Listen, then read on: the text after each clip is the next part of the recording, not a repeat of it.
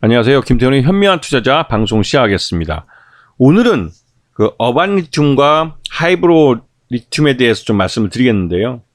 지금 이제 이 리튬 시장에 대한 시장에 관심이 많습니다. 이게 어쩌다 보면 이 2차전지 쪽에 가장 핵심적인 소재이기도 하고, 이게 이 전기차 배터리 시장이 점점 커지면서 지금 여전히 이 수요보다 공급이 딸리고 있는 시장이기 때문에 리튬을 대량으로 양산할 수 있으면 다 팔리는 시장이기 때문에 그렇습니다. 일반적으로 수산화 리튬은 고용량 전기차 배터리이기 때문에 여기에 많이 사용되고, 그다음에 탄산 리튬 같은 경우는 LFP 배터리나 소형기기의 그 배터리로 많이 사용됩니다. 그러다 보니까 이 탄산 리튬은 최근에 이 테슬라도 LFP 배터리를 채용하고, 또 세계 유수의 온라인 그러니까 그 전기차를 만들려고 하는 완성차 업체들이 이 배터리, 전기차 배터리의 비용을 낮추기 위해서, 원가를 낮추기 위해서 LFP 배터리를 채용하는 경우가 많습니다. 이 3원계 배터리들 같은 경우는 그 소재가 좀 가격이 들쑥날쑥하기 때문에 그 전반적으로 성능은 좋지만 그 화재 위험도 있고, 그래서 그런 부분에서 좀 덜하면서 가격도 훨씬 저렴한 LFP 배터리가 지금 전기차 시장에 이 전기차 대중화를 앞두고 있었으면서 가장 인기 있는 소재이기도 합니다. 이제 그 리튬은 경화명 광산에서 추출하는 리튬이 있고, 우리가 이제 아르헨티나 염호처럼 요즘 유행하는 그 염호에서 이제 수출하는 그런 리튬이 있는데요. 이 경화명 리튬은 주로 이제 순화 리튬으로 개발이 돼서 3원계 배터리나 하이니켈 배터리 같은 좀 비싸고 좀 출력이 좋은 배터리 쪽에 사용이 되고, 염수형 이 염호형 그 리튬은 탄산 리튬 쪽에 사용되면서 LFP 배터리라고 해서 전기차 배터리의 대중화를 하는 이런 소재 쪽에 사용이 됩니다. 그리고 이제 이 2차전지의 원료부터 중간재, 2차전지 소재에서 배터리까지 이 관계를 보게 되면, 이 리튬은 이 양극재 쪽에 주로 이제 사용되면서 리튬이 말 그대로 이제 에너지를 그 저장하고 또 이걸 방출하는 그런 역할을 해주죠. 그래서 가장 핵심적인 소재가 됩니다. 그리고 그 외에 니켈이나 코발트, 망간들도 주로 사용되는데 이것이 전구체로 사용되고, 이게 다 양극재에 들어가는 겁니다. 그리고 여기에 이제 음극재나 분리막, 전해액들이 들어가서 2차전지가 만들어지는 거죠.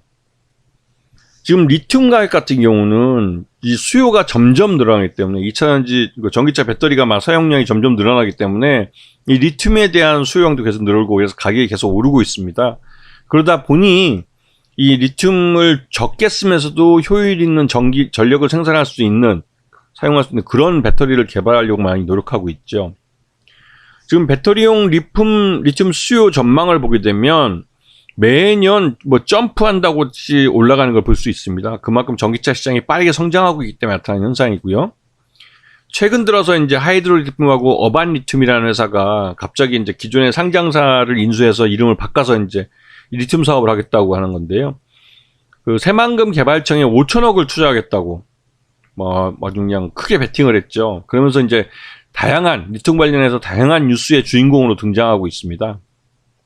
근데 이 어반 리튬하고 하이드로 리튬은 기본적으로 상장되어 있는 회사를 인수를 해서 간판만 바꾼 거예요. 그리고 리튬을 대량으로 양산하는 그 기술을 기반으로 해서 그 리튬을 대량으로 만들어서 팔겠다라는 것을 하고 있지만, 아직까지는 이 하이드로 리튬도 그렇고 어반 리튬도 그렇고 이 파일럿 생산을 하고 있는 그 정도 수준입니다. 아직 대량 양산을 한다고 보기는 어렵고요.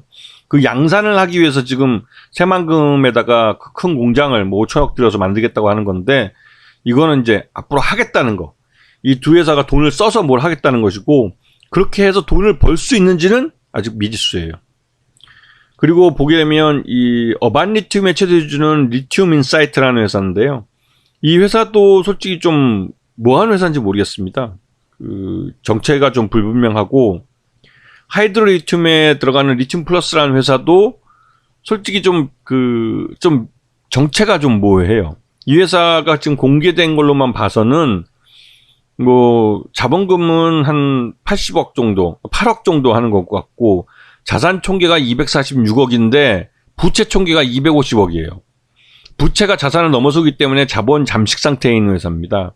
그리고 단기 순손실도 20억이나 나온 회사인데 이 회사가 어디서 돈이 나서 5천억을 투자를 할까요?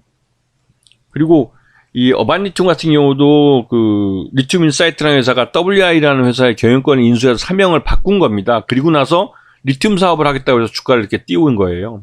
이게 원래 한 4,000원 정도밖에 안 하던 회사입니다. 4,000원대 이렇게 머물러 있던 회사인데 이게 지금 31,000원이니까 6배나 오른 거죠. 몇 개월 사이에. 하이드로 리튬도 마찬가지입니다. 이 회사도 이제 코리아 S라는 회사를 인수를 해서 경영권을 인수한 다음에 사명을 이 하이드로 리튬으로 바꾼 건데요. 이 회사도 뭐 1,700원, 2,000원 정도 하던 그 주가가 지금 뭐 최대 6만 원까지 올라갔으니까 어마무시하게 오른 거죠. 그런데 이 회사가 돈을 벌고 있느냐? 아닙니다. 돈을 못 벌고 있습니다. 적자 회사예요. 그렇다면 전반적으로 이렇게 주가가 많이 오른 것은 아직까지는 기대감만으로 오른 거기 때문에 이 회사를 처음에 인수를 해서 이 리튬을 대량으로 양산하겠다는 그 포부는 뭐 시장에 어느 정도 이제 알아준 것 같고 거기에 투자를 해주는 투자들도 많습니다. 하지만 실제로 양산을 해서 수익을 내지 못하면 결국은 이 회사도 처음 출발했던 그 자리로 주가가 다시 돌아갈 겁니다. 그래서 지금은 이 회사는 어디까지나 이제 머니 게임을 하고 있다고밖에 볼 수는 없는 거죠. 예. 왜냐면 그 예전에 저도 개인적으로 이제 그 증권사에서 IPO 업무를 할 때 세계 최초라는 기술을 갖고 찾아오시는 박사님들 많았어요. 하지만 그 세계 최초라는 기술이 반드시 그 사업이 성공하게 되는 그 보증해 주지는 않습니다. 즉, 그 기술이 아무리 세계 최초의 기술이고 뭔가 뛰어난 기술이어도 양산을 해서 전 세계 뭐 상품을 제조를 해서 상품을 전 세계에 팔 수 있는 그렇게 돼야만 이 회사 돈을 벌 수 있는 거예요. 근데 그렇지 못하고 말 그대로 실험실에서만 생산을 하거나 실험실 단계 정도밖에 양산을 못하면 그건 양산이라고 부를 수도 없는 거죠. 아무리 좋은 기술이라도 시장에는 별 영향이 없는 겁니다. 이 하이드로 리튬도 그렇고 어반 리튬도 그렇고 아직까지는 이 기술이 이 리튬을 대량으로 양산할 수 있는 기술인지에 대해서는 거기가 갸우뚱한 상태입니다. 그런 부분을 알고 지금 주가는 기대감만으로 오른 주가라는 걸 인식을 하셔야 돼요. 그래서 이게 실적으로 뒷받침이 되지 않으면 이 주가는 반드시 그 처음 출발했던 자리로 돌아갑니다. 이건 예전에도 그랬어요. 이게 일종의 그 예전에 그 헬릭스 미스가 뭐 임상 3상까지 올라가면서 한 10여 년 되는 동안 계속 시장에서 자금을 몇 조 원을 끌어가서 결국은 임상 3상에서 실패했던 것처럼 우리가 잘 알지 못하는 기술을 갖고 하지만 그 기술이 성공하면 대단히 큰 돈을 벌 거라는 기대감은 생기는 그런 것들을 갖고 머니게임을 하고 있는 거죠. 그래서 투자자들은 이런 것들을 조심하셔야 됩니다. 아시겠죠? 자, 오늘 방송 여기서 마치겠습니다. 감사합니다.